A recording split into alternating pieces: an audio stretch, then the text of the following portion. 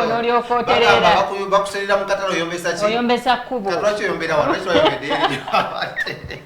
Nenga twagala babuuzaako banaye mugamba mutya kasube muli malidadi sana lunaku lwa Monday. It's officially the Black Monday. Atuyingira wiiki y'abakyala egenda okubeeramu ensasage okunyigirizibwa. Buuza nze mukyala mu. Ngambe ennaku zibama. Omuntu ayitibwa omukyala abannakazadde oba wazaala. Bw'ozaala ofuna ekitiibwa ky'omukyala bya ddala. Ffe waffe wajjajjange gye nakulira. Anti waliwo omukazi, waliwo n'omuki. Anti wulira wajjajjaffe gye nakulira buli kitonde kye naye kasoba nga wali kyambala sikaati nga kyambala empale wabeeranga mwami si buli anti wuliriza era nga oba omuntu azze n'omusala mukomuwa wano wabeeranga ssebo omukyala wabeeranga ani nyabo osibye otanno nyabo osibye otanno ssebo anti buli muntu mukulu ayambala sikaati aba nyabo oba ssebo abeera mukazi oba musajja kati buli mukyala alina gwe wasanganga mu kkubo mukazi nago wasanga mukuma tusa muyita mukazi era nga bagamba yakaza enzija zewammwe nga alina kubeera mukyala ontegedde bunyo kakati njagala oddeyo weddira ki nze ndi Wangabi genda oddeyo buze omukulu wammwe ow'ekika jjajja Nsamba mubuuze omubuuze omukyala yaani n'omwami yaani tuleme kikayanirako kati ndakukatinza ompita ki goli olina omwana oli muzadde ndi muzadde n'abaana oli mwami then bribe omuyita ki bribe naye muzadde era naye mwami then akyeswa ye musajja lwansonga aweza emyaka 18 egy'obukulu naye nga mwena abakyala batulaba aba ladies kasoba nga manga oli mukyala ng'olina ebbeere kale ekiri ng'olina ebbeere ng'olina features z'omukyala njagala okukwagaliza omwezi gw'abakyala omulungi ennyo Happy Women's Month Happy Women's Week Olwokutaano tugenda kukuza Happy Women's Day wali ku Serena Hotel n'omuyimbi amanyiddwa nga Ronald Mayinja okitegedde bunyo naye nga bannange tujja ne tubagamba ebintu byeno ne tubibagamba nene abayimbi ne mutu disappointing ku show zammwe bannange mulekerawo mutuswaza batumanyi nze katandikirewo kwa obusungu bwenina bwavudde mu weekend batumanyi tuwatandikirewo kozi bagambye otutambula nabo kale kasooka bagambe bwebala kubanga otambulako obeere ng'owona ku bivulu by'e Kampala ebivulu obikwatireko ebweru eyo munanga abayimbi baffe bano boolaba bakola n'ebivulu ebyo wa outside Uganda ogenda kubanga ate oyita mu ba Harold Travel Consultants bokabokabokabokka abakakasibwa mu Uganda ate nga ebyabwe si bya kifere okubanga batransporting abantu okuva Uganda okutuuka mu nsi yonna gye babagenda mu gwayagala okubanga bakupikinga okuva ewaka era bakikola ne baba otuse mu nsi gy'olaga nga tolina bagenda kupikinga up bino byonna osobola okubanga obyetegekera in advance nti bw'otuuka okuvamu mu nnyonyi osanga omuntu yakutte akapande ze kati nkunyumiza nkomawo nsanga omuntu akutte akapande kuliko rodak embava zamannya 2 nezokale nekanga neŋŋamba ate ono kale baali tebabinkolerangako kitegeranga bakyali wange bali emabega babe bakoze ki bannize anga Harold Travel Consultants olwo nga nkomawo ti kale baŋŋambye nkukime nti kale naye nga bantwala nga nyingira motoka nga basooka bamuga mukwano nga anti n'obugulu buli ku dashboard ogenda kubanga ate oyita ku namba zino wammanga ezigenda kubanga teziyita ku screen yo aba Harold Travel Consultants bakuma ku bintu byokka bya kutransportinga oba okukola ku visa oba ku processinga naye ne mu ggwanga lyaffe lino bakola ku bintu byokubanga touringa osobola okubanga okampinga osobola okubanga ovisitinga sites ez'enjawulo mu ggwanga lyo be ba Harold Travel Consultants ita ku 077060309 oba 0758 wajikwata kubawo nawe ekiraka nze obusungu bwe nnina leero njagala tukole show nangire bennangidde nabuli byabadde tuve wano ngenda kola show simere nsiimye kale nzira kukola show nangire abamenya omutima abakyala mwewale nnyo okumenya abasajja emitima mu wiiki mu mwezi guno kubanga mu mwezi gw'okubiri anti mu mwezi gw'okubiri twabawa emitima gyaffe we gave you our all in all kati we tuyingira mu March gubeera mwezi gwammwe muba mulina okutuwa giving back okitegedde bunyo naye nga mwana gwe weekend oyo yabadde etya Lydia Jazmine okay this is it disappointed game mazima tuzogana positive side njagala okuba nga nebaza Fenon or stage ennungi eyo gye wakoze it was one of a kind actually they don't disappoint when it comes to stage ngenda okwebaza abantu abakoze ku sound still that's sound was good emwabaddemu kuvumbeera simanya omuzindalo gufudde simanya nga oli awaawala simanya nga guwuumawuuma ebyo ebintu tebyakoze eki tebyabaddemu nnyo ngalo okwebaza abantu mwenna bavuddeyo ne mukola ki ne mujja mwebala okubagira Lydia Jazmine temujjanga okwo n'olulala mukolanga mutya bwe mutyo naye mwabaddemuko ku tiketi z'obwereere mbu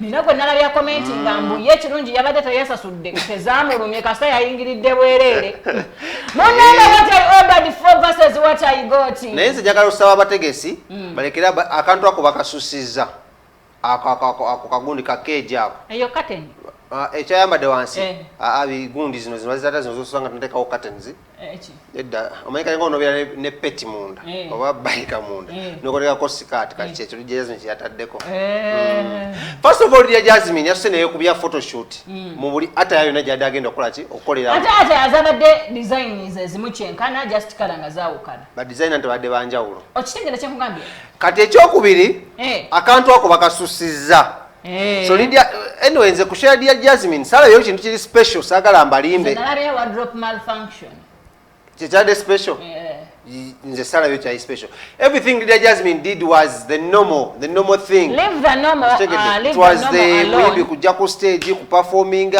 dances Lydia Jazmine zabuze yadde nga ata training na bazinyi ina yatusa amaloboozi ne gabula nabira overwhelmed nava ku mulamwa katugamba show yabadde normal nnyo kunze okay this is it bobanga tosobodde kukuba live as people expect dance watusode ku dansinga yambala otonye moli bwoba tosobodde kwambala kola ki because everyone came expecting Lydia Jazmine okuwawinga abantu with their attires because it was the first like it was her first concert naye attires gamba show yabadde 50-50 kunze wabula kyanyumidde ku show yabadde phenon kubanga yo omulimu yakoze stage yabadde perfect great make ebifaananyi yabimixinze bulungi I loved about this show was the mere fact that she went out and picked betuyite enkole enkadde kibijjigiri mama waliani alima katukyagale oyo obanga bukyabuceeru n'obulaba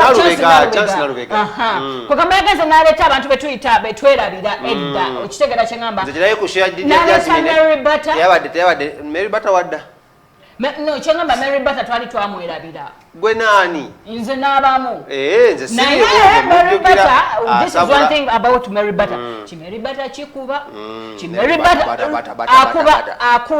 akuba freestyle nakuba kino ekidandali freestyle togikuliriza nnyo kubanga buli muntu ali talented asobola ogikuba si buli buli muntu ali talented ntadde kukale akantu buli muntu ali talented buli ali talented asobola okikuba okay then akuba ekidandali nakuba ne band eyo yeesibayo bwesibi naye nga muyimbi wa band wamulabe gwe ngeri alinganga gundi katulaba Mary Butter alinganga Kalo Nantongo balina mistaken identity tebamanyi watuufu wakugwa bagala bakubeera ekyo nakigana ku show tewabya bantu versatile kitegeeza bwe kiti mu art industry nti you can sing you can play an instrument you can write si kyakuba versatile nno ogenda oyizungazunga kati nedda katugambe zizabafana naye katanako okuyimbanga apas anti nkugambye but zizabafana is talented and versatile asobola owandiika okitegedde asobola okomposinga asobola noproduceakubarapa banene mu nsi yonna nga bakuba dansol